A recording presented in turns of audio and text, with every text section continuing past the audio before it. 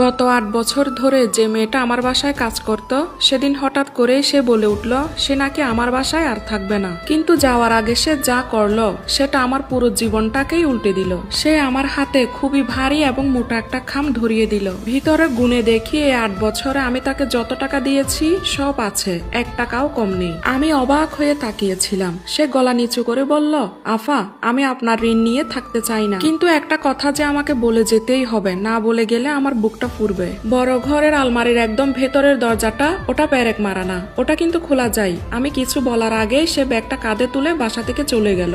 আমি দাঁড়িয়েই রইলাম। তার বলা কথাটা আমার মাথার ভিতরে ঘুরতে লাগলো। আমার সেই আলমারিটা পুরো দেওয়াল জুড়ে বানানো, 6টা দরজার সবচেয়ে শেষের দরজাটা রাশেদের কাপড়ের জন্য। ওই জায়গাটার পেছনে একটা কাঠের বোট আছে, ওটা আমি জানি। 2 বছর আগে একবার নাড়তে গিয়েছিলাম, রাশেদ আমাকে বাধা দিয়ে বলেছিল ওটা নাড়িও না, আলমারিটা ধরে রাখতে পেরেক মারা আছে। তারপর আর হাত দেইনি, কিন্তু আজ কথাটা মনে পড়তে বুকের ভেতরে কেমন একটা সন্দেহ জন্ম নিল। আমি নিচে বসে ভালো করে দেখলাম, পেরেক তো নেই, বরং একটা ছোট ছাপ বোতাম। হাত দিয়ে আস্তে করে একটু চাপ দিতে কার্ডটা খুলে গেল।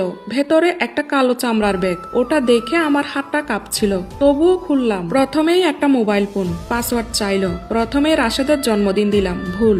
এরপর আমাদের বিবাহ বার্ষিকীর তারিখটা দিলাম, সেটাও ভুল। আমার তখন হঠাৎ করেই মনে পড়লো রাশেদ একদিন বলেছিল খুব স্পেশাল একটা তারিখ আছে।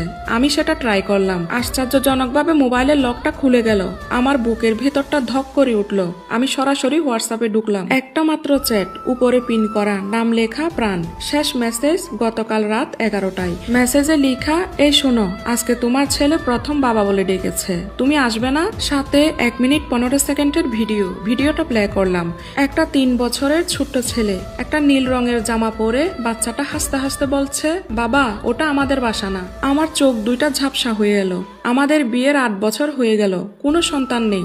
ডাক্তার বলেছে আমি ঠিক আছি, কিন্তু রাশেদ কখনোই পরীক্ষা নিরীক্ষা করাতে রাজি হয়নি। আমি চ্যাট স্ক্রল করলাম। 3 বছরের বেশি সময় ধরে কথা, আর সেটা প্রতিদিন। তুমি আসবে না? আমি অপেক্ষা করছি। ছেলেটার ভীষণ জ্বর। রাশেদের উত্তরগুলো ঠান্ডা, আজকে তো পারবো না সোনা, কালকে আসবো। ওষুধ খাওয়াও। কখনো কখনো লিখছে, আর তো মাত্র 2টা বছর, একটু কষ্ট করে অপেক্ষা করো। দেখতে দেখতে সময়গুলো চলে যাবে, সবকিছুই তোমার নামে করে দিব। আমার হাত দুটো ঠান্ডা হয়ে আসছে। ব্যাগের ভিতরে আরো কিছু কাগজ, একটা ফ্ল্যাটের দলিল, ঢাকার একটা অভিজাত এলাকার 1300 ফিট স্কোয়ারের ফ্ল্যাট, মালিকের নাম সাবিহা, ব্যাংক স্টেটমেন্ট, প্রতি মাসে 10 তারিখে 50,000 টাকা করে ট্রান্সফার। গত 4টা বছর ধরে একটা মাসের জন্য টাকা পাঠানো বাদ যায়নি। একটা ছোট বক্স, ভেতরে একটা সোনার চেইন, কার্ডে লেখা শুভ জন্মদিন সাবিহা। কিন্তু আমার নাম তো তিশা, সে কখনোই আমাকে এভাবে ডাকে না।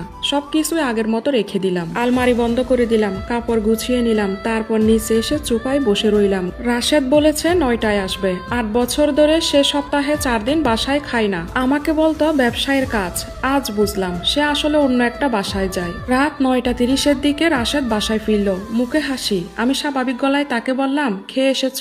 সে বলল হ্যাঁ। বহু কষ্টে আমি নিঃশ্বাসটা আটকে রাখলাম। সে আলমারিটা খুলল। এক মুহূর্তের জন্য তার হাতটা আলমারির বোতামের দিকে গেল। আমার বুকটা থেমে গেল, কিন্তু সে কিছুই বুঝতে পারল না। কাপড় রেখে বাথরুমে ঢুকে গান গাইতে লাগলো। আমি বহু বছর পরে তাকে বাথরুমে গান গাইতে শুনলাম। পরের দিন সকালে সে তাড়াতাড়ি করে বের হয়ে গেল। আমি ফোন করলাম আমার পুরনো বান্ধবী নাদিয়াকে, তাকে সবকিছুই খুলে বললাম। নাদিয়া সবকিছু চুপ করে শুনে বলল, তুই কিছু বুঝতে দিবি না, আগে সবকিছুই জেনে নে। দুপুরে নাদিয়া আমাকে মেসেজ করলো, বলল মেয়েটার নাম সাবিহা, বয়স 27, আগে তোর স্বামীর রেস্টুরেন্টের ম্যানেজার ছিল, 6 মাসের মতো কাজ করে ছেড়ে দেয়। এরপর 3 মাসের মধ্যেই ওই ফ্ল্যাটে উঠে।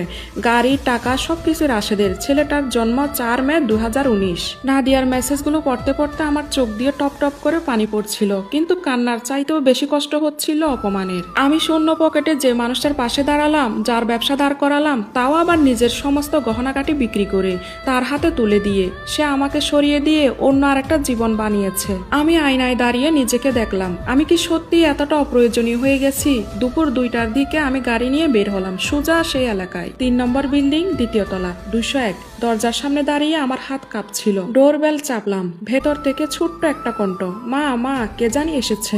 আমার বুকটা ভেঙে গেল। আমি দাঁড়িয়ে রইলাম। দরজাটা ধীরে ধীরে খুলছে। দরজাটা ধীরে ধীরে খুলতে সময়টা যেন থেমে গেল। একটা মেয়ে, মাঝারি ধরনের গরম, ফ্যাকাশে মুখ, চেহারা ভরা ক্লান্তি আর সতর্কতা, দরজার ফাঁকে তাকিয়ে আছে আমার দিকে। ওই সাবিহা। আমার চোখ দুইটা এক মুহূর্তে আটকে গেল। আমি কিছু বলার আগেই ভেতর থেকে ছোট্ট একটা ছেলে দৌড়ে এলো।